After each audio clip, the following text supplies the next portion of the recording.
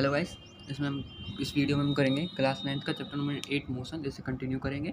पहले हमने इसमें डिस्टेंस पढ़ा था, डिस्प्लेसमेंट पढ़ा था, हमने इसमें मोशंस की डेफिनेशंस पढ़ी थी, मेजरिंग क्वांटिटीज़, स्केलर और वेक्टर क्वांटिटीज़ के बारे में पढ़ा था, ये सब हमने पढ़ा था। इस बार हम डिस्प्लेसमेंट के बारे में और डीपली डिस्कस करेंगे कि डिस्प्लेसमेंट को कुछ और अच्छे से डिस्कस करेंगे कि फर्दर। तो हम डिस्प्लेसमेंट को ही डिस्कस करने वाले हैं। तो डिस्प्लेसमेंट के बारे में कुछ रह गया था वो बताना चाहता हूँ, जैसे कि डिस्प्लेसमेंट कब कब जीरो हो सकता है। ठीक है, जैसे कि आप किसी सर्कुलर मोशन में चल रहे हैं, तो आपका मान लीजिए इनिशियल पॉइंट ए है और फाइनल पॉइंट बी है। तो इस समय पे आप डिस्प्लेसमेंट और डिस्टेंस कैसे मेजर करेंगे ये बता रहे हैं। तो देखिए, आप ए से बी ऐसे गए यूँ घूम करके, तो डिस्प्लेसमेंट होता है इनिशियल और फाइनल पॉइंट के बीच में सबसे कम दूरी। तो डिस्प्लेसमेंट क्या हो जाएगा, ये सीधी वाली लाइन, यानी ये जो इसको करेगी। और आपको पता है ये वाली सीधी वाली लाइन सर्कल में होती है डायमीटर, जो कि किसके बराबर होती है, 2 आइज ऑफ रेडियस, रेडियस के दुगना होती है।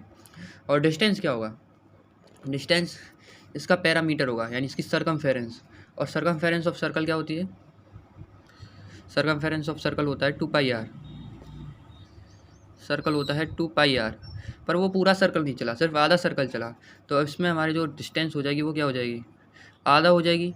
तो डिस्टेंस हो जाएगी πr, 2πr/2, 2 से 2 कट जाएगा, तो πr इस समय डिस्टेंस हो जाएगी हमारी। ठीक है गाइस, तो यही बताना था हमें कि इस डिस्प्लेसमेंट में अब मान लीजिए आप ए पॉइंट से चले और ए पॉइंट पर ही लौट करके आ गए, तो अब आपसे पूछ रहा है कि इसका डिस्प्लेसमेंट क्या होगा। ये तो था हमारा ए टू बी और हम ए टू ए। तो देखिए, डिस्प्लेसमेंट तो हमारा ए टू बी था, डिस्प्लेसमेंट था हमारा 2r। ओके गाइस, अब ए टू ए जा रहे हैं, तो इस समय देखिए इनिशियल और फाइनल पॉइंट बराबर हो गए।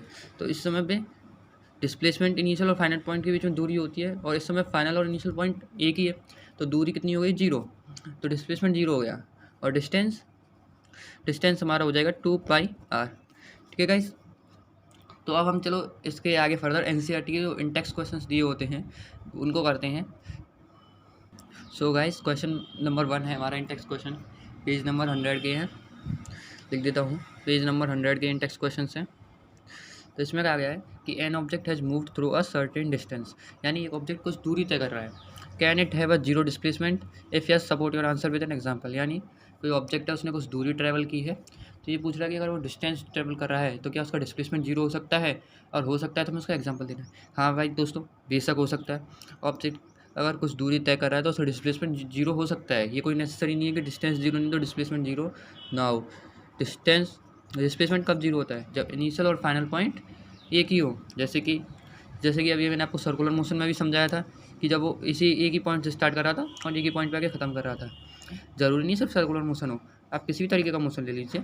जैसे कि ये कोई स्क्वायर की फील्ड है, इस तरीके की कोई पार्क है, और उसने बी पॉइंट से स्टार्ट किया और बी पॉइंट पर आके रुक गया, तो उसने दूरी तो तय की। जान लीजिए ये 2 मीटर, ये भी 2 मीटर, ये भी 2 मीटर और ये भी 2 मीटर, तो दूरी तो उसने चली तुम्हारी 8 मीटर। बट डिस्प्लेसमेंट क्या हो गई उसकी, ये तो डिस्टेंस हो गई, और डिस्प्लेसमेंट क्या हो गई हमारी, 0 हो गई।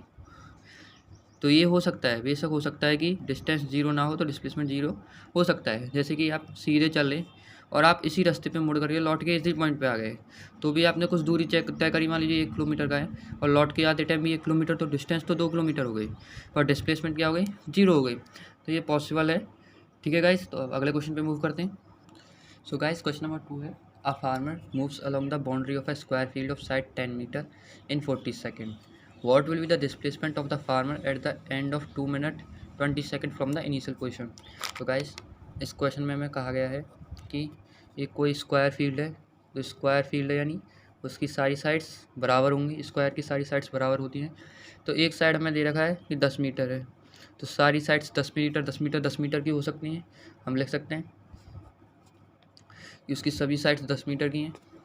तो गाइस हम लिख रहे हैं, तो ये मान लीजिए कोई स्क्वायर फील्ड है, नाम दे देते हैं ABCD।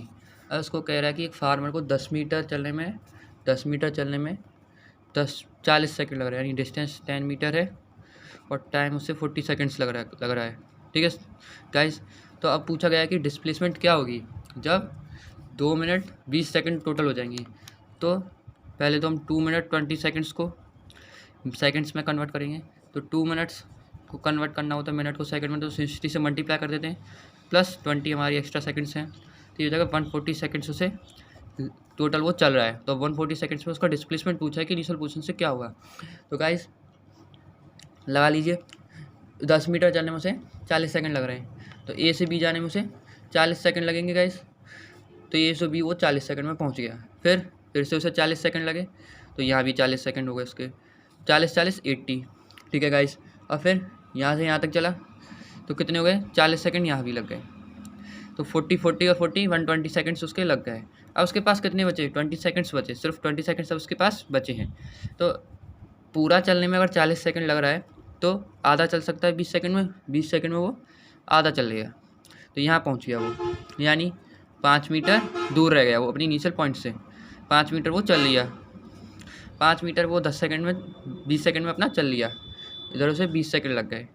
यानी टोटल ABCD और इस पॉइंट को E मान लेते हैं।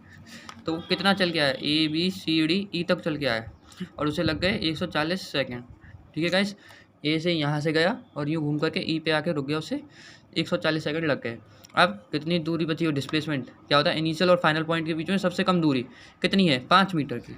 तो उसका डिस्प्लेसमेंट कितना हो जाएगा गाइस, डिस्प्लेसमेंट उसका हो जाएगा 5 मीटर। गाइस नेक्स्ट क्वेश्चन है, ये ट्रू और फॉल्स टाइप का क्वेश्चन है। इसमें पूछा गया है which of the following is true for displacement, यानी डिस्प्लेसमेंट के लिए क्या क्या चीज़ें सही हैं। तो इसमें क्या गया है, it can not be zero, या डिस्प्लेसमेंट कभी भी जीरो नहीं हो सकता। नहीं, ये हो सकता है। अभी हमने पिछले वाले क्वेश्चन में क्वेश्चन नंबर 1 में ही कहा था डिस्प्लेसमेंट जीरो कहाँ हो सकता है, जहाँ इनिशियल और फाइनल पॉइंट एक ही हो, जो चाहे वो किसी भी सर्कुलर मोशन में हो, चाहे किसी स्क्वायर में हो, चाहे फिर वो सीधा चल के लौट के आ रहा हो, वो जीरो हो सकता है। तो ये क्या है, ये फॉल्स है। ये इट कैन बी जीरो, ये जीरो हो सकता है, डिस्प्लेसमेंट हमारा जीरो हो सकता है, डिस्प्लेसमेंट जीरो हो सकता है। ये नेगेटिव भी हो सकता है, जी नेगेटिव भी हो सकता है। नेगेटिव कैसे होता है, मान लीजिए आप ये हमारी डायरेक्शंस होती हैं, नॉर्थ साउथ ईस्ट और वेस्ट। अब आप मान लीजिए ईस्ट की तरफ चले 4 मीटर और वेस्ट की तरफ मुड़ के चले, फिर मुड़ गए और वेस्ट की तरफ चले 5 मीटर। तो आपने मान लीजिए इसे पॉजिटिव मान लिया, इस तरफ जाने को, इस तरफ जाने को नेगेटिव मान लिया। हमें अज्यूम करना पड़ता है एक तरफ को पॉजिटिव, एक तरफ को नेगेटिव। तो हम कितना चले, -1 मीटर चले हम टोटल, क्योंकि ये नेगेटिव में हम 1 मीटर एक्स्ट्रा चले। तो डिस्प्लेसमेंट हमारा कितना हो गया, -1 मीटर, या फिर 1 मीटर वेस्ट। इसे 1 मीटर वेस्ट भी कहा जा सकता है, या फिर -1 मीटर भी कहा जा सकता है, अगर आप इसे प्लस और माइनस मान रहे हैं। इसे अगर इधर जाने को आप प्लस मान रहे हैं और इधर जाने को माइनस मान रहे हैं, तो टोटल आप कितना चलिए 4 - 5, डिस्प्लेसमेंट कितना हो गया, -1 मीटर। ओके गाइस, या फिर 1 मीटर वेस्ट, इन दोनों में से कुछ भी कहा जा सकता है। सो गाइस, इसी क्वेश्चन का अगला पार्ट है, डिस्प्लेसमेंट के बारे में ही पूछा गया है। क्या इसका its magnitude is greater than the distance travelled by the object. इसमें क्या गया है, क्या डिस्प्लेसमेंट का मैग्नीट्यूड कभी भी डिस्टेंस से बड़ा हो सकता है, नहीं, ये भी फॉल्स है। डिस्टेंस से बड़ा कभी भी डिस्प्लेसमेंट नहीं हो सकता। डिस्प्लेसमेंट या तो डिस्टेंस से छोटा होगा या उसके बराबर होगा उसका मैग्नीट्यूड, यानी बिना साइन के। डिस्प्लेसमेंट मैंने बताया था नेगेटिव भी हो सकता है, डिस्प्लेसमेंट कैन भी नेगेटिव। तो डिस्प्लेसमेंट को नेगेटिव के साइंस हटा करके उसमें से उसके मैग्नीट्यूड और डिस्टेंस के मैग्नीट्यूड को लिया जाए, तो हमेशा डिस्टेंस उससे बड़ा होगा या फिर उसके बराबर होगा, उससे छोटा कभी नहीं हो सकता डिस्प्लेसमेंट से। तो गाइस ये भी फॉल्स है, ये फॉल्स है। Displacement can not be greater than distance.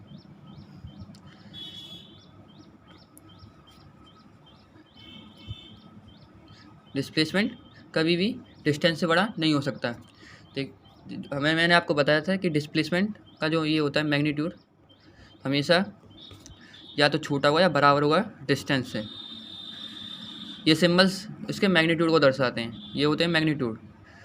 जैसे कि मान लीजिए आपसे कहा जा रहा है 2 मीटर ईस्ट डिस्प्लेसमेंट है और डिस्टेंस है आपकी 4 मीटर। तो ये तो पहले से ही संख्या, मैग्नीट्यूड यानी सिर्फ संख्याओं को लेना होता है, मैं डायरेक्शंस को हटा देते हैं। तो इसका मैग्नीट्यूड लेंगे डिस्प्लेसमेंट का, तो ये 2 मीटर बचेगा। ईस्ट और ये सब हट जाएंगे उसमें से। अगर ये -2 मीटर होगा तो ये माइनस हट जाएगा, सिर्फ 2 मीटर बचेगा। तो ये मैग्नीट्यूड होता है उसका। ओके गाइस, बाकी की चीज़ें हम अगले वीडियो में करेंगे, उसमें हम पढ़ेंगे uniform motion, non uniform motions, velocity, acceleration और बाकी की फर्दर टॉपिक्स। ओके गाइस, आज के लिए इतना ही। Thank you.